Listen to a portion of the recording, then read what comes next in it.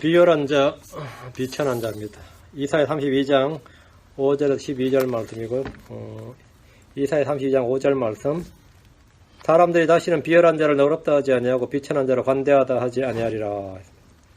기도하고 시작합니다. 위대하시고 거룩한 주 하나님 감사합니다. 이 시간 주님께서 은혜를 베풀기 위해서 주의 말씀을 은혜롭게, 권능 있게, 영감 있게, 또 경이롭게 들을 수 있도록 들을 수 있는 귀를 주시고 깨닫는 마음을 허락하여 주시고 또 전한 종에게 입술에 힘을 주셔서 주의 말씀이 권능 있게 선포되도록 해주시옵소서. 아버지 하나님, 살아있는 주의 말씀이 살아있는 그대로 전달되게 하시고 또 듣는 모든 혼들이 믿음으로 잘 받아서 결합하게 하시고 아버지 하나님, 저희가 헛되이 흘려듣지 않도록 도우시며 마귀에게 말씀 빼앗기지 않도록 해주시고 무엇보다 저희 자신의 본질에서 아버지 하나님, 비열한 자, 비천한 자 되지 아니하고 관대한 자, 너그러운 자, 주의 부드러우신 같이 부드러운 자, 온유한 자, 또 마음이 성결한 자, 그런 또 거룩함을 입는 성도를 되도록 인도해 주시기를 간구합니다. 아버지 하나님, 저희가 의를 전파하는 자로서 의로운 성도들 되도록 도와주십시오.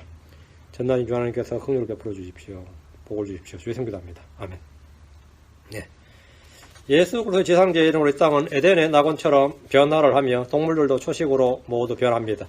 사람들의 몸과 마음에도 놀라운 변화가 있습니다. 천연왕국에서 사람들은 보는 눈이 밝아지고 보는 자들의 눈이 밝아지고 듣는 자의 귀가 경청합니다.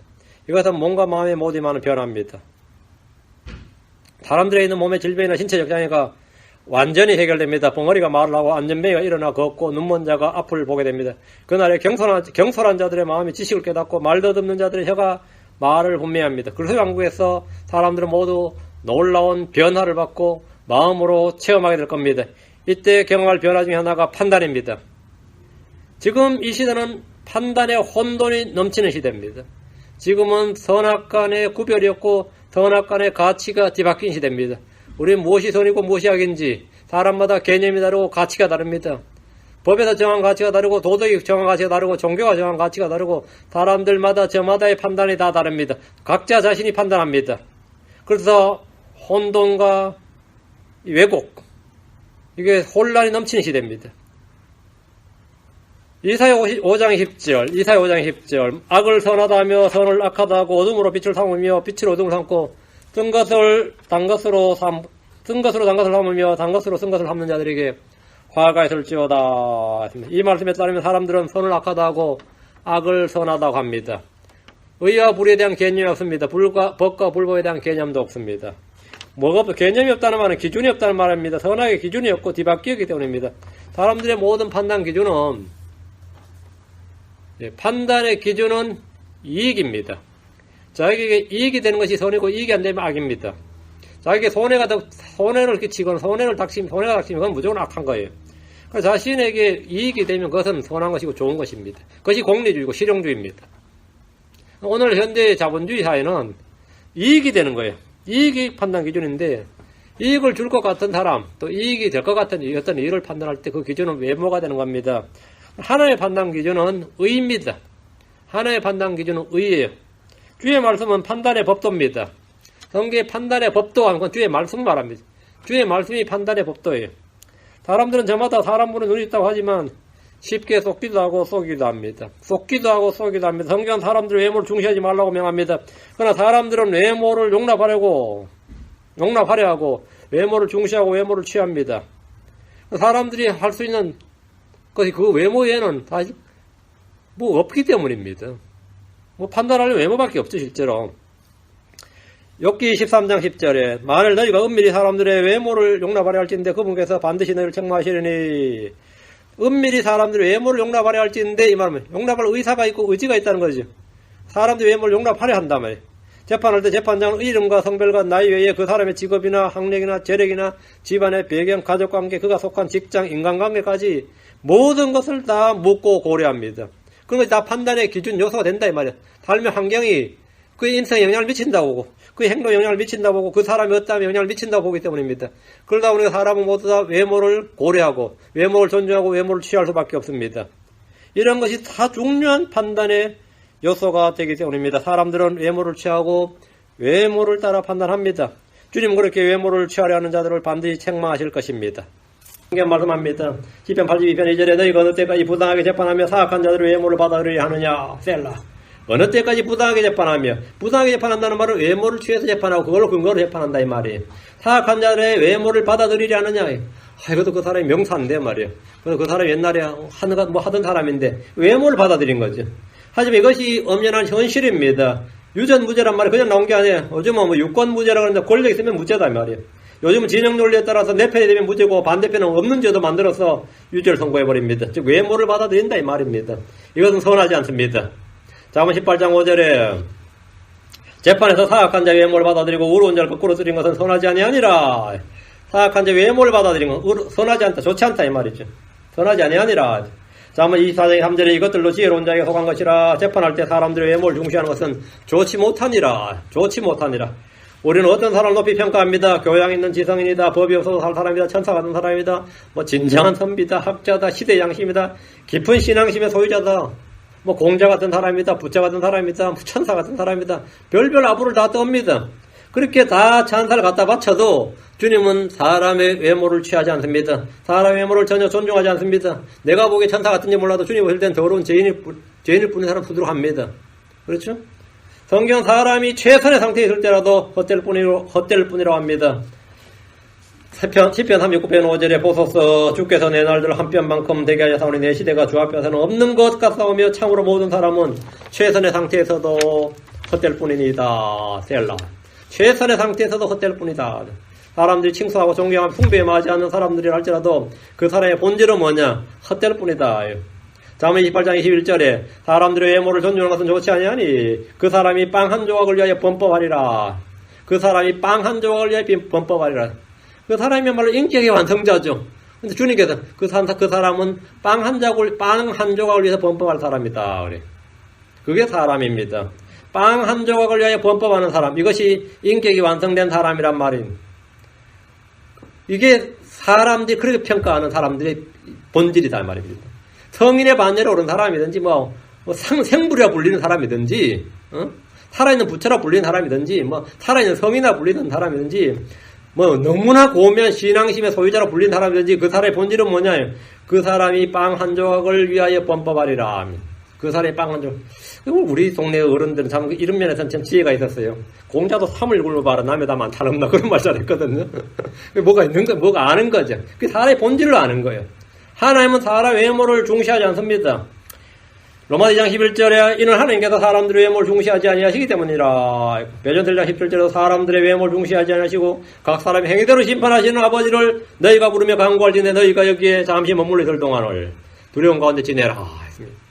그래서 우리는 믿음을 가진 우리는 사람의 외모를 중시하지 말라는 명령을 받았습니다. 야고보서 2장 8절에 내 형제들아 영광의 주고 우리 주 예수로의 믿음을 가지고 사람들의 외모를 중시하지 말라. 여기 어디 가면 자연인 코너라고 있어요. 그러면 확 진짜 원시 시대처럼 지금 이 시대에 원시 시대처럼 사는 거예요. 깡통 하나 갖다 놓고 거기다 밥에 먹고 산에서 그냥 나물 캐 먹고 이런 사람들이 제법 있어요. 그리고 그들을 이제 그냥 붙여주면 이름 거니까 자연인 이렇게 붙여주는데 정말 그런 사람을 하나 봤는데 사도 다 무시하죠.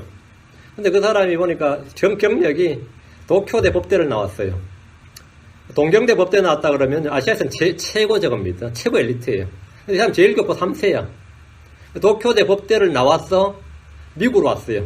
미국 와서 별거 안 해 다시 브라질로 와서 11년간 요리사를 하다가 다시 중국으로 갔어요. 완전히 세상을 도는 거죠. 결국은 한국에서 죽어야겠다 싶어 한국에 와서 산에서 지금 그렇게 살고 있는데 전부 다 사람 취급도 안 했지. 근데 도쿄대 법대 나와서 일본에서 그쪽 일을 했다고 하니까 전부 사람 보는 눈이 달라져. 어때니까 그게 달라지지 당연히 안 달라지고요. 우리는 왜 판단할 수 있는 근거가 그거밖에 없단 말이죠. 그걸 들었을 때와 안 들을 때는 사람이 완전히 달라져. 그때 지금은 거지로 알았는데 지금 뭐라고 본 거죠? 초월한 사람 보이잖아. 현실을 초월한 사람 보이잖아요. 그래요 안 그래요? 그 전에는 나무를 뜯어서 거기 깡패 넣을 때도 이 사람 11년간 요리사였다 그러니까 어때요? 요리에 도통한 사람 보이는 거야. 저 나무를 그냥 뜯어 넣는 것 같지가 않아. 이제 그냥 뜯어 넣어도 저거는 완전히 자연식으로 보이고 건강식 느껴지는 거야. 사람이란 게 그래요. 응? 사람이란 게. 그러니까 사람은 외모밖에 볼 수가 없으니까 그거밖에 판단할 근거가 없단 말이에요. 하나님 그렇지 않지만 우리는 크리스천들인데 사람 외모를 중시하지 말라, 존중하지 말라, 그걸로 판단하지 말라, 취하지 말라 이런 명령을 반복적으로 너무나 많이 보고 있습니다. 야고보서 2장 1절에 내 형제들아 영광해주고 우리 주 예수 그리스도의 믿음을 가지고서 크리스천이죠. 믿음을 가지고서 사람들의 외모를 중시하지 말라. 사람들의 외모를 중시하지 믿음을 가진 채 사람의 외모를 중시하지 말라고. 믿음을 가지고 외모를 중시하면 그거는 범법대로 확정됩니다. 야고보서 2장 9절에 너희가 사람들의 외모를 중시하면 죄를 범하고 율법에 의해 범법대로 확정되리라. 인종과 피부색에 따른 편견은 외모를 중시하는 일입니다. 성별에 따른 판단은 외모를 중시하는 일입니다. 어떤 사람이 사는 지역이나 타고 다니는 차량이나 살고 있는 집이나 입고 있는 옷이나 얼굴이나 말투를 가지고 판단하는 일은 외모를 중시하는 일입니다. 그건 율법에 의해 범법자로 확정되리라 했습니다. 어떤 사람이 직업을 오고 그 사람을 판단하는 일은 역시 외모를 중시하는 일입니다. 어찌됐든 외모를 취하고 외모를 중시하는 일은 죄를 범하는 것이고 그는 범법자로 확정되는 일입니다. 자, 본문을 보겠습니다. 이사야 32장 5절 사람들이 다시는 비열한 자를 너그럽다 하지 아니하고 비천한 자를 관대하다 하지 아니하리라. 지금까지는 이랬어요. 지금까지 외모를 판단하기 때문에 비열하든 비천하든 간에 자기 이익에 따라서 아니면 뭐 사사건건 다르게 판단해 줍니다. 근데 그날에는 사람들이 비열한 자를 다시 너그럽다 하지 아니하고 비천한 자를 관대하다 하지 아니하리라. 이 말은 굉장히 놀라운 말씀입니다. 인류 역사는 왜곡과 오류의 역사라 해도 과언이 아닙니다. 왜곡과 오류의 역사다. 왜곡과 오류 역사. 살인자가 영웅대접을 받는 일도 있고 매국노가 애국자로 취급받는 일도 있습니다. 도둑질하는 자가 부자로 존경받는 일은 허다합니다. 그런 세상 버전 요지경이라잖아요. 세상 요지경이라잖아요. 그러나 그날엔 사람들이 다시는 비열한 자를 너그럽다 하지 않습니다. 비천한 자를 관대하다 하지 않습니다. 사람들이 더 이상 외모를 취하지 않기 때문입니다. 그날에는 악을 선하다 하지 않고 선을 악이라 하지 않습니다. 분명하게 볼 수 있기 때문입니다. 그날에는 말이에요. 분명히 볼 수 있는 눈과 들을 수 있는 귀가 있기 때문에 그런 오류의 판단, 왜곡의 역사가 없다 이 말입니다. 이거는 너무나 위대한 일이에요. 사람들에게 이런 세상이 올 수 있다 이거. 야, 이게야말로 정말 하늘의 왕국이죠. 그날에는 의가 넘치는 시대입니다. 그날에 사람들의 판단은 지금과 다릅니다. 지금은 패역한 세대고 삐뚤어진 세대지만 그날에는 주의 영광을 아는 지식이 넘치는 시대고 의가 거하는 시대입니다. 그날엔 주를 아는 지식, 주의 영광을 아는 지식이 가득합니다. 이사야 11장 9절에 그들이 내 거룩한 산 모든 곳에서 상하게 하거나 멸하지 아니하리니 이는 물들이 바다를 덮는 것 같이 주를 아는 지식이 땅에 충만할 것이기 때문이라. 지금과 달리 성경 공부를 하자고 전도하지 않더라도 사람들이 주의 법을 배우려고 할 겁니다. 특히 유대인들은 주를 아는 지식이 넘칩니다. 하박국 2장 14절에 물들이 바다를 덮는 것 같이 주의 영광을 아는 지식이 땅에 가득하려다 했습니다. 덕분에 사람들이 다시는 비열한 자를 너그럽다 하지 않고 비천한 자를 관대하다 하지 않습니다. 그날의 사람들은 외모로 대하지 않고 외모로 판단하지 않고 외모를 존중하지 않습니다. 그냥 그 사람 자체를 대하는 거죠. 이건 엄청난 일입니다.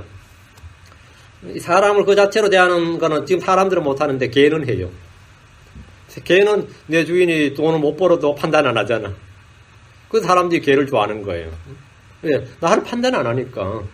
그 옛날 지금은 똑같이 쓰다듬어주면 꼬리치고 할랄래 하고 그러잖아요. 그죠? 그래, 나를 판단하니까 사람은 당연히 달라집니다. 당연히 달라지. 하나님은 언제나 변함이 없습니다. 6절. 이사야 32장 6절. 비열한 자는 악한 것을 말하고 자기 마음에서 불벌이로 위선을 행하며 오류를 말하며 주를 대적하고 줄인 자 혼을 성비게 하며 목마른 자에게 마실 것을 없애리라. 이 비열한 자, the vile person이 비천한 비열한. 예. 1절부터 5절까지는 한 왕, 한 사람이 예수의 통치로 말미암는 변화에 관한 말씀이었는데 6절부터 확 바뀌죠, 내용이. 6절과 8절, 6절에서 8절, 6, 7, 8절 완전히 내용이 달라집니다. 그리스도의 왕국, 의의 왕국에서 비열한 자들이 있는가? 아니면 악한 자들이 있는가? 죄인들이 있는가? 이런 질문과 의문을 가진 분들이 있습니다. 그리스도의 왕국에서도 비열한 자가 있고 악한 자가 있고 죄인들이 있습니다. 독특한 이야기죠. 천연왕국에서 비열한 자가 있고 악한 자가 있고 죄인이 있다 이 말이에요. 이사야 66장 17절에 자기를 거룩하게 구별하고 동산에서 한가운데 있는 나무 뒤에서 자기를 정결하게 하며 돼지고기를 먹고 가지한 것과 쥐를 먹는 자들이 함께 소멸되리라 주가 말하노라. 이게 뭔 소리예요? 천연왕국에서 사람들도 초식입니다. 과일과 초식을 땅에서 난 열매를 먹는데 동물도 마찬가지고 돼지고기를 먹고 가지한 것을 먹고 쥐를 잡아먹는 놈들이 있다잖아요. 숨었어. 그런 자들이 뭐라고 함께 소멸되리라 하지. 주가 말하노라. 천년왕국에서는 죄를 짓는 이들의 모습인데 사람들은 처음에 주를 섬기며 경배하지만 천년이 찰 때쯤이면 점점 제약된 본성이 나오기 시작합니다. 주께 반역한 이들이 나옵니다. 이들은 크리스천들과 달리 본성의 변화를 받지 않았기 때문입니다. 내가 양의 민족으로 분류돼서 하늘의 왕국에 천년왕국에 들어가도 그리고 거기서 태어난 애들도 있고, 그들은 어차피 아담의 후손이에요. 그 마귀도 없고, 환경은 완전히 에덴처럼 됐어요. 그들은 어차피 뭐라고, 죄성을 가지고 있단 말이에요. 예수님이 다스리고, 천사도 보이고, 하나님의 아들들, 크리스천들도 이제 부활한 몸 있고, 다 보이고, 초자연적인 거죠. 그런데 한 1000년을 그렇게 하면 처음에야 신기하죠. 처음엔 너무 놀랍지. 사람이 병도 없어지고, 너무 놀랍죠. 그래서 그것도 100년, 200년, 300년 지나면 어떨 것 같아요? 루틴이죠, 그것도. 한 1000년쯤 살 때쯤 되면, 우리 이대로는 못 살겠다 하는 사람들이 점점 나오는 거예요. 이렇게는 안 되겠다, 이거예요. 왜? 뭔가 문제가 터져요. 그래서 사탄이 풀려날 때 엄청난 사람들이 사탄에 동조해서 주를 대적해서 반역을 일으킵니다. 주를 대적해서 반역을 일으킨다. 사탄이 속일 때 속는다는 말은 뭐냐면 평소에 뭐 했다 주님께 불평과 불만이 있었다는 겁니다. 계시록 20장 7절 8절에 그 천년이 다 참에 사탄이 자기 감옥에서 풀려나고 나가서 땅에 사바 있는 민족들 곧 곡과 마곡을 속이며 그들 함께 모아 전쟁을 하게 할 터인데 그들의 수는 바다의 모래 같으리라. 대체 몇 명인 거예요, 대체? 주님을 대적하는 전쟁할 때 모이는 사람이 몇 명이란 거예요? 바다의 모래 같으리라 그러면 몇백억인 거죠. 지금 지구 인구가 65억인데, 천년에서 인구는 뭐 기하급수적이에요. 천년 동안 살면 인구는 기하급수예요, 이거는. 그거 다 질병 없지.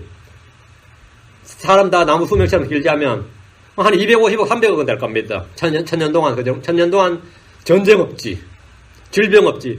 그럼 인구는 250억에서 300억 이상은 가뜩하게 될 겁니다. 그 정도 되면 그들이 사탄에게 속아서 모여들 때 몇 명이 모여드는 거예요? 수십억이 아니라 수백억 단일지도 몰라요. 그럼 모여드는 거예요. 바다의 모래 같으리라고요. 그들의 수는 바다의 모래 같으리라. 사탄의 반역에 동참한 자들이 극소수의 사람이 아니라 평소에 주께 불만이 있었던 사람들이고 천년왕국 시민들입니다. 이들은 주께 반역하여 주를 대적하여 전쟁을 하는데 이것이 현 세상의 마지막 전쟁입니다. 지금 본문에서 그 비열한 자 할 때 그 비열한 자는 사탄을 말합니다. 그 비열한 자는 악한 것을 말합니다. 그는 천년 동안 끝없이 깊은 구덩이에 갇혀있다가 천년이 차면 잠이 풀려납니다. 그가 나와서 하는 이런 거짓말로 민족들을 속이는 일입니다. 첫 번째 일이 민족들을 속이는 거예요. 사람들 함께 모아 전쟁을 하게 하는 일입니다. 그가 사람을 모으면 얼마나 모을 것 같습니까? 그가 사람을 모으면 얼마나 모을 것 같아요?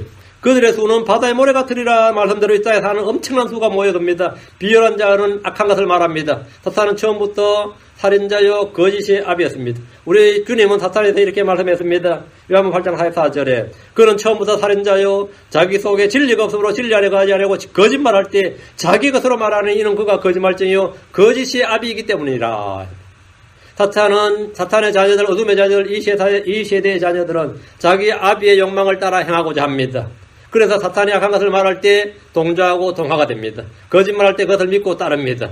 믿고 따라요. 그 비열한 자는 자기 마음에서 불법을 이루어 위선을 행합니다. 한 사람 예수 그리스도는 진리를 말하고 의를 행하지만 마귀는 악한 것을 말하고 그 속에 진리가 없어 거짓을 말하며 불법을 이루어 위선을 행합니다. 진리는 그리스도 안에 있습니다. 불법은 사탄 안에 있습니다. 에스겔 28장 15절에 내가 창조된 날부터 내가 내 길들에서 완전하였는데 마침내 내 안에서 불법이 발견되었다. 불법이 어디서 발견되었다고요? 내 안에서. 사탄 안에서 발견되었단 말이에요. 예수 그리스도 안에서 진리가 발견되고 사탄 안에서는 불법이 발견돼요. 마침내 내 안에서 in thee, thy iniquity was found in thee. 네 안에 있었다. 네 안에서 발견되었다.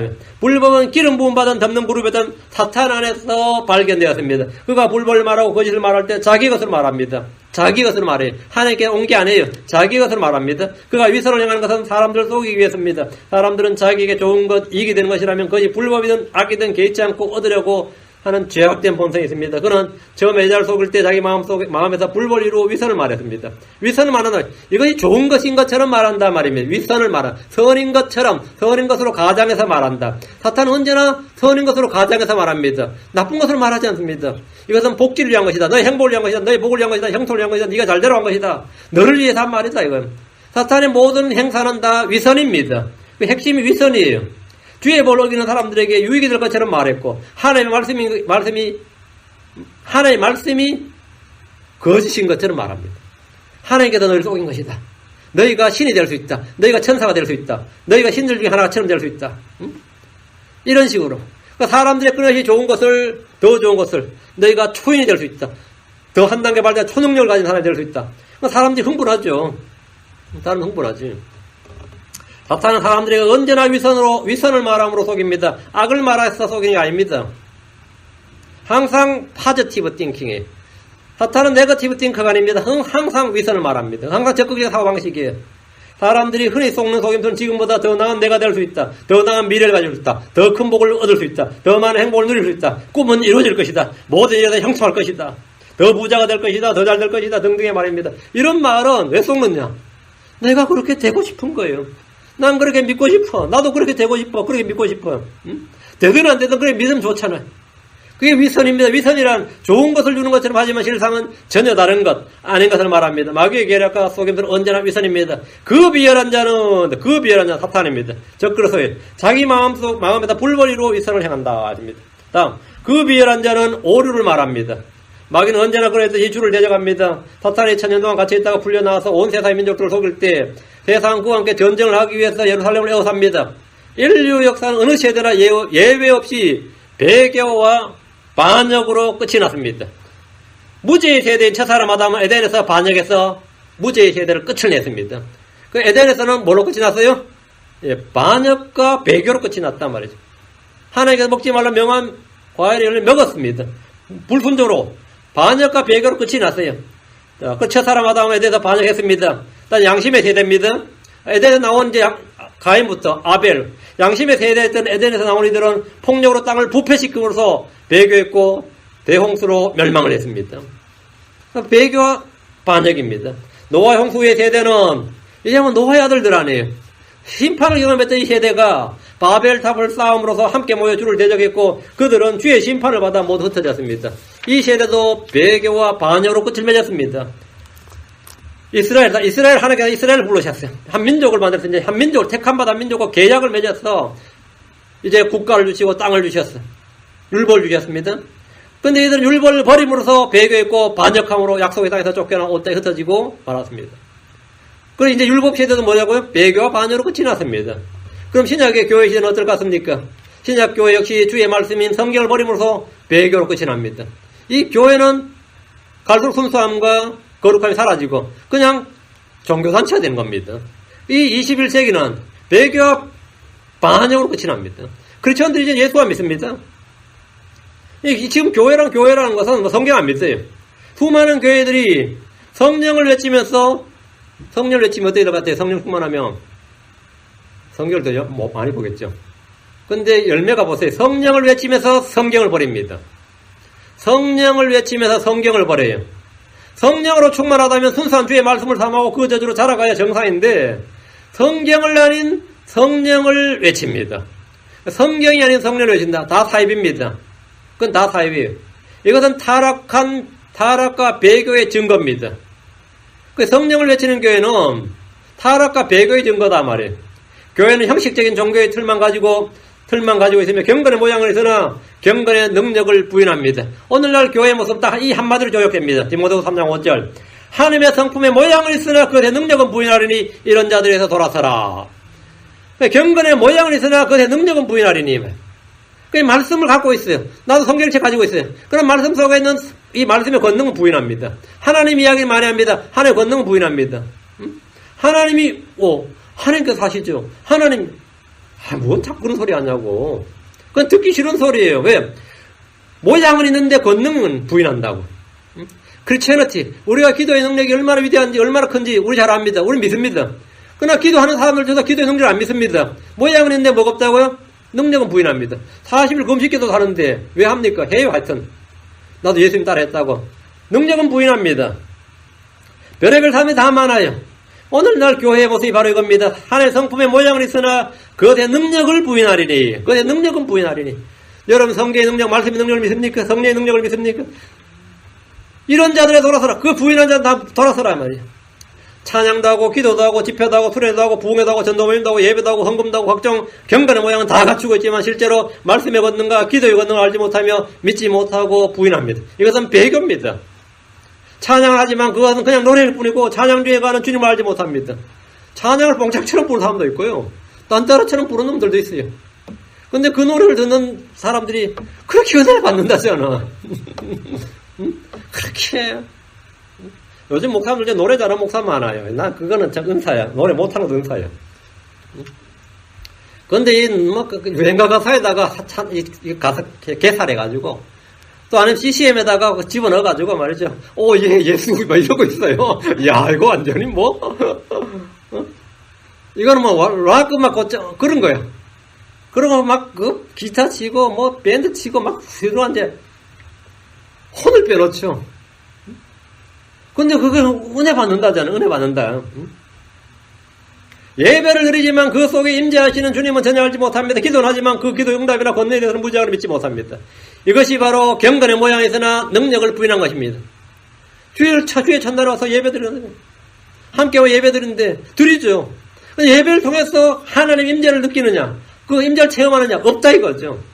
그냥 예배를 드린 거예요. 그냥 졸다 와서 하든 간에 그냥 드리고 마는 거지. 일주일 교회 갔다 왔다는 거지. 능력을 부인한단 말이에요. 부인하니까 당연히 체험할 일이 없는 거죠. 경건의 모양에서나 능력을 부인한 것이다. 이것이 오늘날 현대교회, 현대 크리스천들의 모습입니다. 대환란 때에 사람들은 짐승을 경배함으로 심판을 받습니다. 천년왕국 시대는 천년왕국 시대도 그 끝은 사탄의 송장으로 배교와 반역으로 끝이 납니다. 그 에덴에서부터 천년왕국까지 어느 시대나 어느 세대나 그 끝은 배교와 심판입니다. 배교와 반역이. 인류의 모든 세대는 배교와 심판으로 끝을 맺습니다. 사람들이 한 번 더 기회를 주며 말이에요. 완전히 좋은 환경에서 사탄이 없는 시대, 마귀가 없는 시대에 살면 우리가 뭘 하고 죄를 짓겠느냐 그러죠. 먹을 거 충분하면 왜 죄를 짓겠느냐고. 먹을 거 충분해서 왜 죄 짓는지 안 짓는지. 그럼 재벌들 죄 하나도 안 짓겠네. 다 짓습니다. 뭘 해도 죄를 짓는다고요. 사탄이 없으면 하나님과 사탄 가둬놓고 적그리스도 불못에 던져놓고 악한 년을 세상에 완전히 없애버리고 우상들 다 없어도 그 천년왕국에서 사람들은 뭐라고요? 그 끝은 반역과 배교로 끝을 맺습니다. 그것이 사람의 본성이다. 사람은 어쩔 수 없는 거예요. 사람은 오직 거듭남 없이는 해결 방법이 없어요.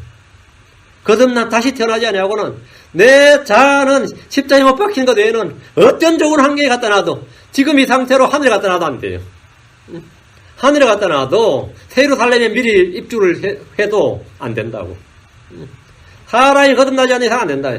지금은 하늘과 땅은 불로 태워지는 것으로 심판을 받습니다. 현 세상은 멸망이 됩니다. 우리의 옛사람은 죽어야 돼. 십자가에 못 박혀 죽어야 됩니다. 다른 방법이 없습니다. 비열한 자는 주를 대적합니다. 사탄이란 단어의 뜻이 대적자입니다. 사탄은 언제나 주를 대적합니다. 우리는 하나님께 복종하고 마귀를 대적해야 됩니다. 그럼 마귀는 도망갑니다. 야곱 4장 7절에 그러므로 하나님께 복종하라, 마귀를 대적하라, 그리하면 그가 너희로부터 도망하리라. 이 대적하는 방법은 아까 기도와 금식이라고 그랬죠. 이 말씀을 믿고 행하면 언제나 승리자, 정복자 됩니다. 베드로전서 5장 8절 9절에 정신을 차리고 깨어있으라. 이는 너희 대적 마귀가 울부짖는 사자처럼 삼킬 자를 찾아 두루다니기 때문이라. 믿음 안에 굳게 서서 그를 대적하라. 이는 세상에 있는 너희 형제들도 동일한 고난을 당하는 줄을 알미니라. 그러나 대환란 때 마귀는 성도들을 이길 권세를 가졌기 때문에 성도들이 도망가야 됩니다. 지금은 성도들이 마귀를 대적해서 마귀가 도망을 가야 되고, 대환란 때는 성도들이 도망을 가야 돼요. 마귀가 성도를 이길 권세를 받았습니다. 이건 이제 말씀을 잘 올바로 나눠야 됩니다. 말씀을 올바로 나누지 못하는 이들은 아무 때나 대적만 하면 이긴 줄로 압니다. 그날은 대적을 해야 되는 게 아니라 도망을 가야 돼요. 빨리빨리 도망을 가야 돼요. 신약시대와 대환란 시대는 경륜이 다릅니다. 세대가 다릅니다. 지금은 성도들이 마귀를 대적해서 싸워야 되고, 그때는 즉시 도망을 가야 됩니다. 우리는 성령으로 육신을 대적해야 됩니다. 성령으로 몸의 행실을 죽이면 살고, 육신을 따라 살면 죽습니다. 크리스천들은 육신이 그리스도와 함께 십자가에 못 박힌 사람들입니다. 우리의 옛사람은 십자가에 못 박혔습니다. 우리의 애정과 정욕도 함께 육신과 더불어 십자가에 못 박혔습니다. 갈라디아서 5장 24절에 그리스도께 속한 사람들은 애착들과 정욕들과 함께 육신을 십자가에 못 박았느니라.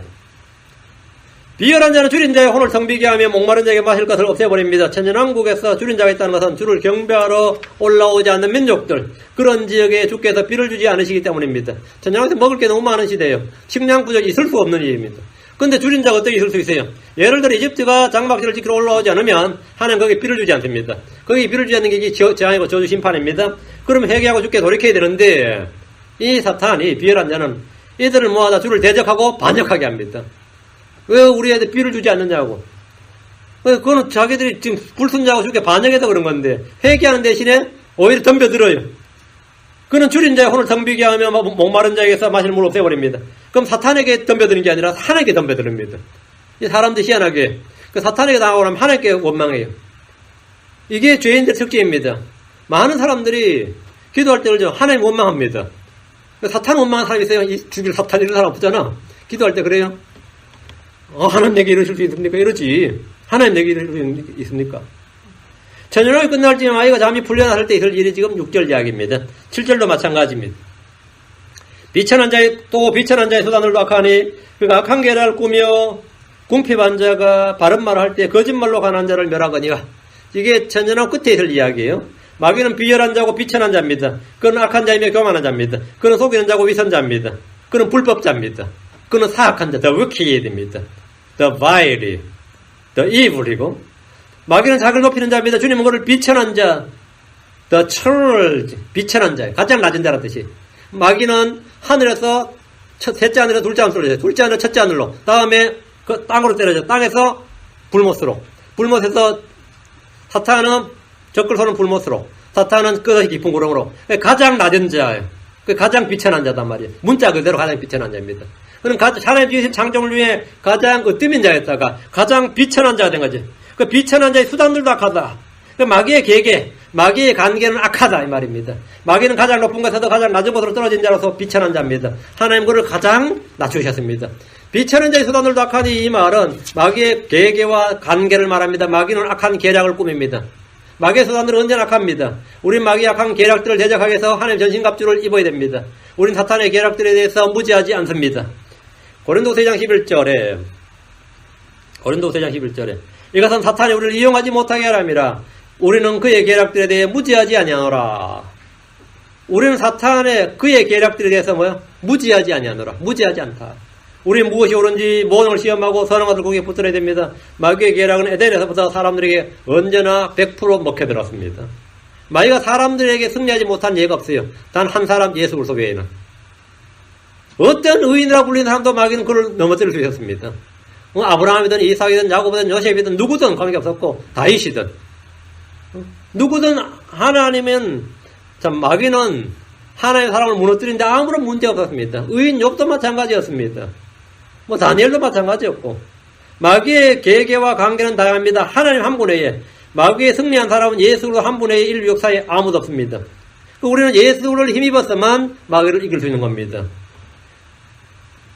마귀의 계계와 관계는 다양하고 그의 올무와 정죄는 악합니다. 여자는 마귀에게 속았습니다. 의인 노아는 마귀에게 속았습니다. 아브라함은 마귀에게 속았어요. 다윗은 마귀에게 속아서 인구조사를 했습니다. 솔로몬은 마귀에게 속아 우상 숭배자가 되었습니다.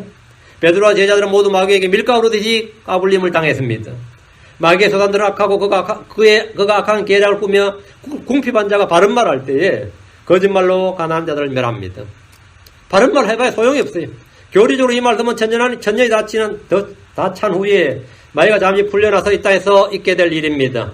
이 말씀은 현재 우리에게 교훈적으로 적용하는 일은 얼마든지 가능합니다. 궁핍한 자가 바른 말을 할 때에 어떻게 되죠? 니나 잘해라 그러죠. 궁핍한 자가 바른 말을 하면 있는 놈이 바른 말을 해야지 궁핍한 자가 바른 말을 하면 니나 잘해라 그래요. 궁핍한 자가 바른 말을 할 때 거짓말로 가난한 자를 멸한다는 것은 현실에서 자주 볼 수 있는 일입니다. 권력자나 부자나 학자들이 하는 거짓말이 가난한 자가 외치는 진리보다 훨씬 더 강력한 힘을 발휘합니다. 배운 사람이 하는 거짓말이 가난한 자가 외치는 바른 말보다 훨씬 더 힘이 있어요. 이건 당연한 일입니다. 마귀의 거짓말은 온 세상을 속입니다. 성경 마귀를 걸어 계시록 12장 9절에 그 큰 영 저 옛뱀 곧 마귀라도 하고 사탄이라도 하며 온 세상을 속이는 자, 온 세상을 속이는 자. 마귀에 속지 않은 자가 없습니다. 모든 불교들은 다 마귀에 속은 겁니다. 그렇죠? 모든 무슬림들은 다 마귀에 속은 거예요. 모든 캐톨릭 마리아 숭배자들은 다 마귀에 속은 겁니다. 다 마귀에 속은 거예요. 여러분 어느 종교, 중국은 용을 다 좋아하죠. 용을 숭배하는데 용품 꾸면 엄청 좋아하고 복권 사고요. 얼마나 용을 좋아하는지 베개도 용이고 숟가락도 용이고 젓가락도 용이고 다 용 모양을 다 새겨놓고 말이죠. 어디 가도 용이에요. 다 속은 겁니다. 온 세상을 속이는 자, 온 세상을 속이는 자. 엄청난 능력자죠. 온 세상을 속이는 게 쉬운 일이 아니잖아요. 사탄이 엄청난 능력자예요. 엄청난 능력자예요. 8절입니다. 자, 32장 8절. 이사 32장 8절. 너그러운 자는 너그러운 일들을 깨하노니 그런 너그러운 일들로 말미암아 서리라. 비열한 자, 비천한 자 달리 너그러운 자가 나옵니다. 우리 주님은 모든 일에 풍성하시고 넘치고 후하신 분입니다. 주님은 영광이 풍성하십니다. 긍휼이 풍성하십니다. 은혜가 풍성합니다. 사랑이 풍성합니다. 하나님 우리에게 성령님을 풍성히 주셨습니다. 내 자리 넘치나이다. 주님은 뭐든지 너그러우신 분입니다. 디도 3장 6절에 예수도 곧 우리의 구원자를 통하여 우리에게 성령님을 풍성히 부어주셨으니 우리에게 성령님을 풍성히 부어주셨다. 뭔 말 같아?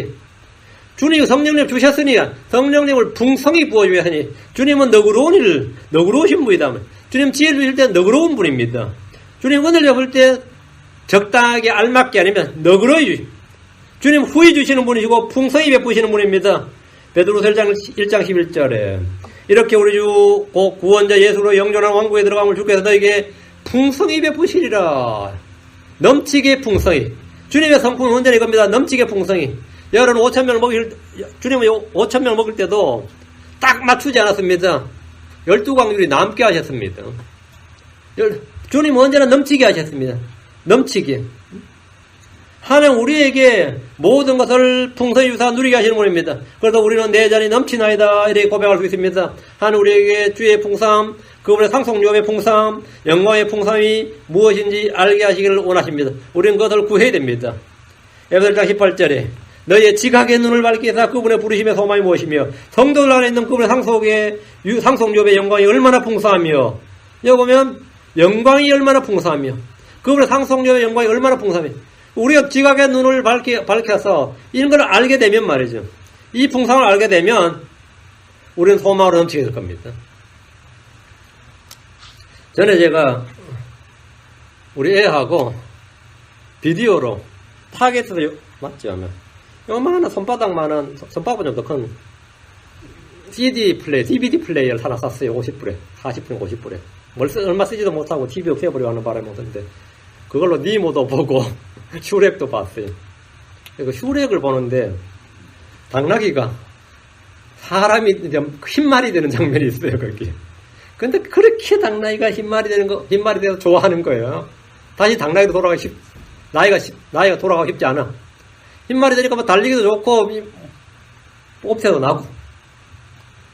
여러분 생각해도 당나귀가 흰말 되면 어떨 것 같아요? 백마가 되면 좋게 죽겠어요. 뭐 그게 막 팔짝팔짝 뛰지 뭐. 그런 장면이 나와요. 그러니까 이제 이쪽 영화에서 나온 거죠. 그래서 제가 우리가 이 흙집으로 된 이 육신의 장만을 입은 사람이 하늘의 영광스러운 몸, 부활의 몸, 쇠하지 않는 몸, 불멸의 몸, 하늘에 속한 몸, 영에 속한 몸을 입으면 어떨 것 같아요? 당나귀가 흰말되는 거 어떨 것 같아요? 그거 알고 그게 정말 내 마음이 현실적으로, 실제적으로, 그냥 뭐, 딴 나라 이야기처럼, 뭐, 전설의 고향처럼이 아니라, 그게 현실적으로 내게 인식이 되면, 그냥 펄쩍펄쩍 뛰죠.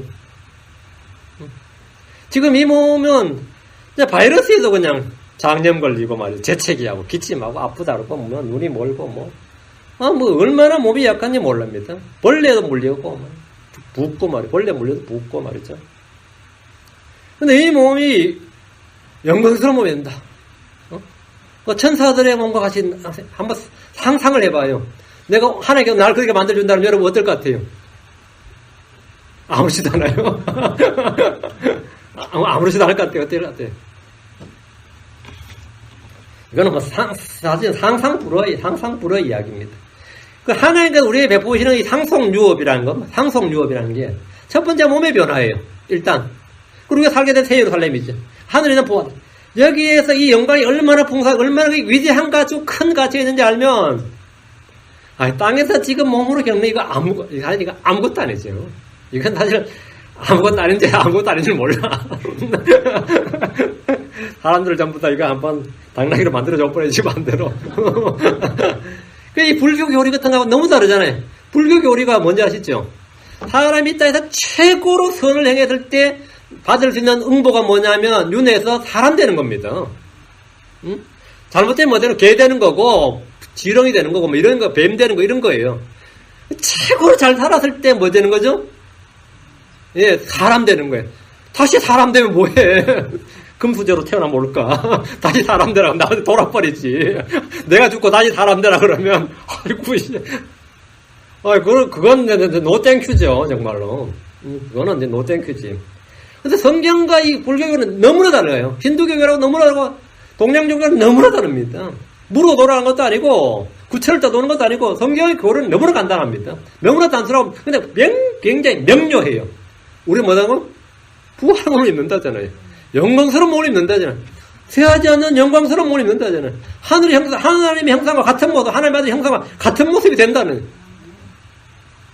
이건 병도 안 걸려요. 늙지도 않습니다. 시공간을 이거는 그냥, 예. 여러분, 그런 몸을 입는다 그러면, 지금 한번 봤으면 좋겠네, 싶잖아요. 간접적인 헐리우드 영화에서나 가끔 나옵니다. 헐리우드 영화에 나오는 어떤 변화된 초능력자로 변신해도 성경이 말하는 그 모습과는 다릅니다. 그건 훨씬 나은 모습입니다. 성경에서 말하는 이 스피리추얼 바디라는 것은, 영적인 몸이라는 것은 훨씬 더 나은 모습. far better, much better. 이건 비교 불가해. 예. 이 풍성함에 대해서 알게 되면, 정말 크리스천들은 항상 영의 기쁨과 흥분을 넘칠 겁니다. 예. 고린도서 1장 27절. 하나님께서 이방인들 가운데서 이 신비의 영광의 풍성함이 무엇인지 자신의 성도를 알리려 하시는데 이 신비는 너희 안에 계신 그리스도 곧 영광의 소망이시니라. 이 신비의 영광의 풍성, 이 신비의 영광의 풍성함이 무엇인지 자신의 성도를 알리려 하는데, 문제는 이 사람들이 예수를 알기는 아는데 이 신비의 영광의 풍성함이 뭐냐? 너희 안에 계신 그리스도 영광의 소망이라 해요. 우리 안에 계신 그리스도의 영광의 풍성함은 잘 몰라요. 그 주님이 알게 하는 것, 네가 갖고 있는 것이 하나님께서 우리에게 주신 그 질그릇 속에 있는 보화가 그것이 얼마나 강력하고 얼마나 영광스럽고 그게 얼마나 놀라운 것이고 얼마나 풍성한 것인지 알게 하기로 하는데요. 그래서 사람들은 그거 잘 모릅니다. 그냥 살지. 우리 애들도 그래요. 지가 얼마나 복받은지 몰라 보면. 제3세계 한번 여행시켜야 돼. 한번 아프리카 빈민주로 한번 돌아버려야지. 알지. 여기 사는 게 지금 미국 사는 게 또 이렇게 사는 게 물론 뭐 하나 누구 비해서는 가난하겠지. 근데 그 가난이 제3세계 가면 재벌급입니다. 지금 우리가 살고 있는 게 얼마나 부유하고 넘치게 살고 있는지 몰라. 옷장에 옷이 가득한데 뭐라면 옷 사러 간다잖아요. 왜 옷이 많은데 왜 사러 가요? 입을 옷이 없다잖아요. 옷은 많은데 뭐가 없어요? 입을 옷이 없어. 신발도 많아. 신을 신발이 없어요. 화장품도 다 쓰는 사람 누가 있어요? 다 반도 안 쓰고 버리지. 뭐가 안 맞다잖아. 나이 들면 또 다른 거 해야 되는데, 나이 들면. 나이 든다고 뭐 다른 거 해야 되고, 뭐 한다고 다른 거 해야 되고. 맞죠? 이게, 사람들 끝이 없어요. 끝이 없어요. 그럼 우리 자신이 지금 갖고 있는, 우리가 신화를 가지고 있다는 거, 우리가 이 성경을 가지고 있다는 거, 우리가 교회를 가지고 있다는 거, 내 속에 성령이 있다는 거, 아니면 이 성령이 계신다는 이 영광의 풍성함이, 이 신비의 영광의 풍성함을 하나님 알려주시라는데 나는 거에 관심이 없어. 성령의 권능으로 그냥 놀라운 일 한번 해봐랐으면, 방언이나 한번 툭 터졌으면 이런 거는 원하지. 병이나 그냥 막 고쳐버리고 말이야. 남의 속에 뭐 들었는지 환히 보고 싶고, 그 왜 보고 싶은지 모르겠지만, 알아서 말려고. 근데 그런 능력을 막 원하는데, 진짜 하나님이 알리려 하시는 이 영광의 풍성, 이 신비의 영광의 풍성에 대해서는 굉장히 무지합니다. 그래서 주님은 자신의 풍성함을 계시해 주시고, 그걸 알게 해 주시기를 원하신다는 거죠. 주의 은혜를 맛본 자는 은혜를 베풉니다. 주의 긍휼을 풍성히 맛본 자는 긍휼을 베풀게 됩니다. 주의 부드러움과 주의 너그러움을 아는 사람들은 너그러운 일을 꾀합니다. 주의 온유함, 주의 부드러움을 맛본 사람들은 그 사람이 부드러워져요. 날카로워진 사람, 아주 날카롭고 예민한 사람 있죠. 그 사람이 온유하고 부드러운 사람이 되는 것은 다른 방법이 없습니다. 주의 부드러움이 나를 크게 만들었다. 주의 부드러움. 그 외에는 방법이 없어요. 우리의 영적 삶은 주의 어떠하심을 아는 것과 믿는 것에 따라 결정됩니다. 거기에 따라 우리의 삶이 결정돼, 우리의 사고가 결정돼요. 너그러운 자들은 마음이 넓고 사람들을 잘 받아주며 인색하지 않습니다. 다시 이사야 32장 9절. 편안히 거하는 여인들아, 너 일어나 내 목소리를 들을지어다. 염려 비지는 딸들아, 너희는 내 말에 귀를 기울일지어다. 9절부터는 대환란으로 시점이 이동합니다. 킹제임스 성경 앞에 문단 표시를 딱 해뒀는데, 이 문단 표시를 여러분이 성경 읽을 때 이 문단 표시를 늘 주의를 해야 됩니다. 늘 주의를 해요. 패러그래프 마크라고 그래요. 패러그래프 마크 딱 있죠. 이제 내용이 전환된다는 말입니다. 문단 표시는 대상이나 세대를 구분해 줍니다. 8절까지 한 문단이고 9절에 마크가 딱 있죠. 이건 대환란으로 시점이 이제 대상과 세대가 전환됩니다. 편안히 가는 여인들, 염려 없이 지낸 딸들이 나오는데 이들은 세상 사람들을 말합니다. 성경에서 어느 나라를 민족을 말할 때 바빌론 사람을 바빌론의 딸, 이집트 사람을 이집트의 딸, 모압 사람을 모압의 딸, 시돈 사람을 시돈의 딸, 다시스의 딸, 유다의 딸, 소돔의 딸, 예루살렘의 딸, 시온의 딸. 무슨 말인지 알겠죠? 그럼 여기 보면 편안히 가는 여인들아, 염려 없이 지낸 딸들아, 이것은 이 세상 거주민을 말합니다. 편안히 가는 여인들아, 염려 없이 지낸 딸들아, 이 말씀은 주의 날이 갑작스럽게 닥칠 것을 예고합니다. 주의 날이 닥치기 전까지 사람들은 먼저 편안히 가고 염려 없이 거한다는 말입니다. 그들이 평안하다, 안전하다 하고 말할 때, 그때에 아이 뵌 여자에게 해살의 고통이 많은 것 같이 갑작스러운 파멸이 그들에게 임하니 그들이 피하지 못하리라. 갑작스럽게 임하니까 그 전까지 사람들이 편안히 가고, 염려 없이 지낸다, 이 말이에요. 대부분의 사람들은 갑작스럽게 재앙이 임할 줄은 생각을 안 하고, 대환란 주의 날이 올 줄은 생각을 안 하니까, 이 세상이 점점 발전하고, 좋아지고, 진화될 것이란 상상을 합니다. 그리고 그런 상상을 계속해서 뭡니까? 교육을 통해서, 또 언론을 통해서 부추기죠. 대부분의 문제는 기술 발전으로 해결될 것이다. 암 같은 것도 이제 조만간에는 뭐죠? 감기처럼 해결될 것이다. 뭐 그렇게 생각합니다. 그건 사실 감기약도 아직 개발 안 됐습니다. 감기약이란 없어요. 그냥 감기약은 없는데 그냥 감기약으로 파는 거지, 감기약은 아직 개발이 안 됐습니다. 감기약 사실 몸이 스스로 이겨내는 것이지 약으로 이겨나가는 건 아니에요. 근데 그냥 먹는 거지. 근데 사람들은 이제 암도 그렇게 될 것이다. 그리고 간단히 이겨낼 것이다 이 말이죠. 왜? 의학이 뭔가 발전할 걸 믿는 거죠. 모든 종교인들은 그렇게 외칩니다. 모든 정치인들은 더 살기 좋은 세상을 만들 것이라고 외치며 약속합니다. 사람들은 주의 목소리를 듣고 주의 말씀에 귀를 기울여야 됩니다. 학자니 전문가들의 좋은 목소리, 그런 전문가들의 목소리가 아니라 주의 목소리, 주의 말씀에 귀를 기울이라는 겁니다. 자, 10절. 염려 없이 지내는 여인들아, 너희가 많은 날과 많은 해 동안 고난을 받으리니 포도 수확이 없고 거둔 일이 이르지 아니하리라. 그 주의 날이 난이 이르게 되는 거죠. 이 세상에서 잘 먹고 잘 사는 사람들은 염려 없이 지냅니다. 대환란이나 종말은 헐리우드 영화 소재로나 사용된 일이고, 예전에 신화나 전설에 나오는 이야기고, 성경에 나오는 심판은 그냥 농담처럼 여깁니다. 현대인의 대부분, 그리고 심지어 크리스천들까지도 계시록에 나오는 대환란이나 지옥이나 심판이나 천연왕국이나 영혼세계 등은 문자 그대로 일어날 예언이나 역사가 아니라 비유나 상징이고 판타지적 요소가 강하다고 믿는 정도입니다. 성경에 아주 판타지적 요소가 강하다. 이 정도. 문자적 지옥과 불못이나 7년 대환란이나 아마겟돈 전쟁이나 용과 그의 전사대나 예수로의 재림 등은 고도의 문학적 비유와 상징과 장치다. 비평장치다. 묵시다. 이렇게 무시해버립니다. 이것이 오늘날 교회에서 이렇게 이런 가르침이, 이건 고도의 비평장치라는 거예요. 주의 날들, 비평이다 이거예요. 주님은 너희가 많은 날과 많은 해 동안 고날 받으리니, 많은 해 동안 고날 받으리니 했는데, 많은 날 많은 해라는 것은 7년 대환란, 7년입니다. 7년이야. 그리고 하늘과 땅과 바다와 강들의 재앙이 닥치면 어떻게 되는 거죠? 당연히 포도 수확이 없고 거두 일이 없어집니다. 7봉이 열리면서부터 재앙이 닥치고 당연히 땅에는 기근이 맙니다. 주의 날에 관한 예언의 말씀에 대해서 사람들은 대부분 아무 감각이 없습니다. 그러니까 아무 염려 없이 지내는 겁니다. 지금 사람들은 주의 말씀에 기록된 환난과 재앙과 심판에 대해서 염려도 없고 불안도 없고 근심도 없고 두려움도 없습니다. 왜? 그런 일은 없다고 생각하니까. 믿지 않기 때문입니다. 대신 행성 간의 충돌이나 지구온난화 현상이나 핵전쟁이나 멸망이나 인공지능의 발전으로 인한 불안감이나 염려나 두려움을 가지고 있어요. 주의 말씀에 대한 두려움은 없는데 사람들이 만든 어떤 이야기들은 두려움을 가지고 있습니다. 지금 본문에서 염려 없이 지내는 여인들은 삶에 염려가 없다는 것이 아니라 주의 말씀에 기록된 재앙과 심판에 대한 염려가 전혀 없다는 말입니다. 삶에 대한 염려는 다 있어요. 다른 염려는 많은데 성경에 기록된 이런 염려는 전혀 없어요.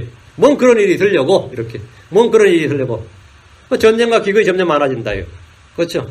지진이 점점 많아진다. 어때요? 민족과 민족이 싸운다. 그게 있을 일입니다. 그러나 없다고 생각합니다. 불신자들이 늙어서 당할 질병이나 파사이나 외로움 등에 대해서는 염려가 있습니다. 불신자들은 다 그런 염려가 있어요. 죽음에 대한 두려움도 있습니다. 건강과 빈곤에 대한 염려가 없는 사람은 거의 없습니다. 내가 늙어도 힘이 없으면 어떡하지? 이런 염려 있어요. 응? 몸의 건강이나 죽음에 대한 염려로 인해 불안해하는 이들은 많이 있어요. 근데 정작 둘째 사망이나 지옥이나 하나님의 심판에 대한 염려는 전혀 없고 평안히 갑니다. 정작 걱정해야 될 거, 염려해야 될 거, 불안해야 될 거는 염려 안 하고 염려하지 말라는 것들을 염려합니다. 육신의 죽음을 두려워하지만 죽음 이후의 심판을 두려워하는 거의 없습니다.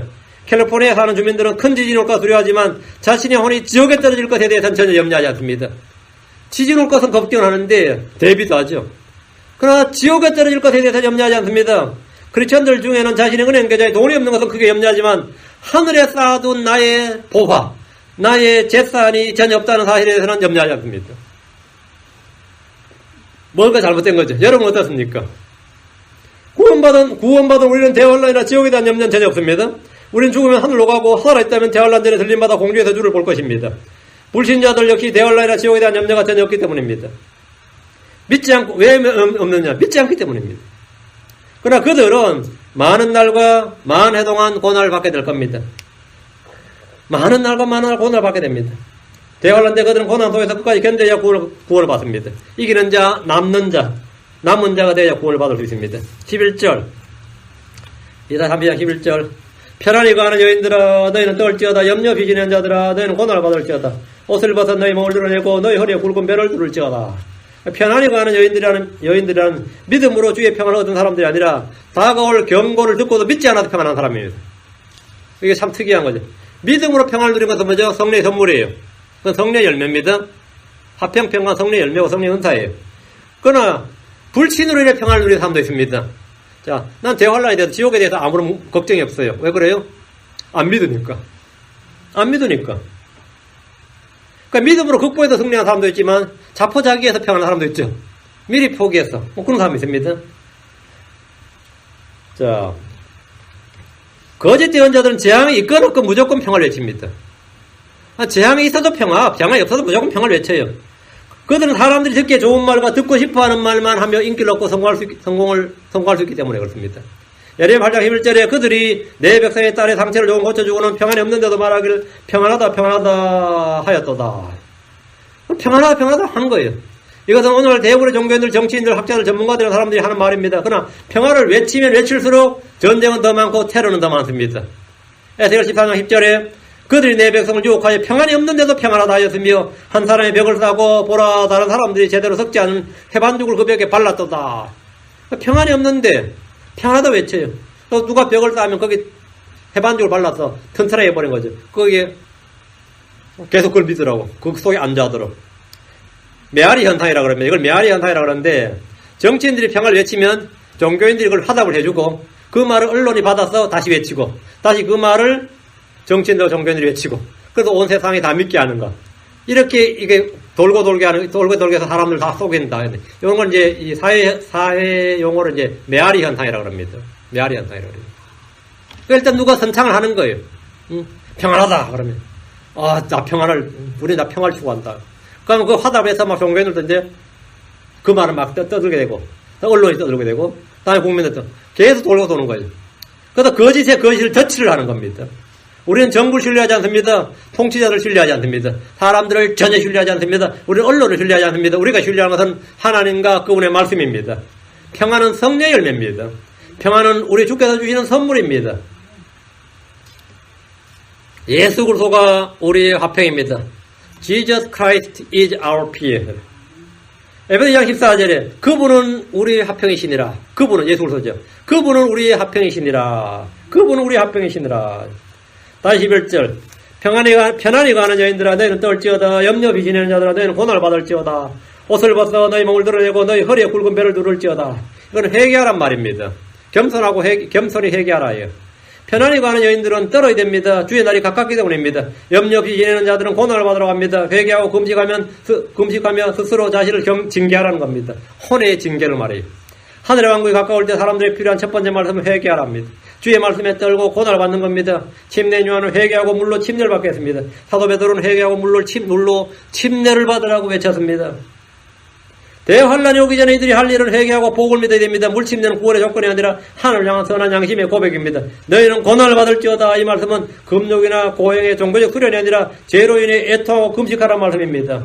느니네 사람들은 요나의 선포를 듣고 다가올 심판에 대해서 듣자 바로 회개하고 금식을 선포하고 심판을 피했습니다. 아합은 엘리야를 통해 주의 말씀 심판이 선포되자 즉시 금식을 했습니다. 그리고 굵은 뼈를 몸에 두르고 자기 옷을 찢었어요. 열왕기상 21장 21절에 아합이 그 말씀들을 들을 때 자기 옷을 찢고 굵은 배를 몸에 두르며 금식하고 굵은 배에 눕고는 천천히 가니라. 아합과 악한 왕도 심판에 대해 들을 때는 두려움에 떨었습니다. 그러자 주님께서 엘리야에게 이렇게 말씀하였습니다. 아합이 내 앞에서 겸손히 행한 것을 내가 보느냐? 그가 내 앞에서 겸손히 행하여서로 내가 그의 시대는 재앙을 내리지 아니하고 그의 아들의 시대에 그의 집에 재앙을 내리라 하였더라. 그 아합이 하는 그런 행동에도 주님께서 뭡니까? 그것도 회개했고 돌이켰다고 겸손히 행했다고 심판을 유예해 주신 겁니다. 너희는 떨지어다 너희는 고난받을지어다. 이 말씀은 심판을 피할 수 있는 방법, 주님께서 심판을 피할 수 있는 길을 제시해 주신 겁니다. 그건 바로 금식하고 회개하고 자신을 낮추라. 혼을 징계하라 말입니다. 그 11절 말씀입니다. 12절입니다. 그들은 젖꼭지로 인하여 좋은 밭들로 인하여 많은 열매로 맺던 포도나무로 인하여 애통할 것이니라. 회개하지 않으면 복을 믿지 않으면 그들은 대환란을 통과하면서 애통하게 될 겁니다. 아니 애통하게 됩니다. 젖꼭지로 인하여 이 말은 자녀를 낳은 것이 더 큰 재앙이기 때문입니다. 그 임신했다는 것은 환란 때는 재앙이에요. 아이를 낳아서 지금 젖먹이가 있다. 이거는 피난가는데 도망가는데 치명타입니다. 그렇죠? 이건 재앙이에요. 그들은 젖꼭지로 인하여 뭐라고 애통한다. 재난 때 임산부나 어린아이를 가진 부모들의 고생은 말할 수 없을 겁니다. 좋은 밭들로 인하여 이 말은 밭은 먹을 것을 냅니다. 밭은 곧 돈입니다. 그러나 그날에는 이 밭이 아무 소용이 없습니다. 그래서 애통하는 겁니다. 열매를 맺던 포도나무로 인하여 애통한다는 것은 그날에 아무 수확이 없기 때문입니다.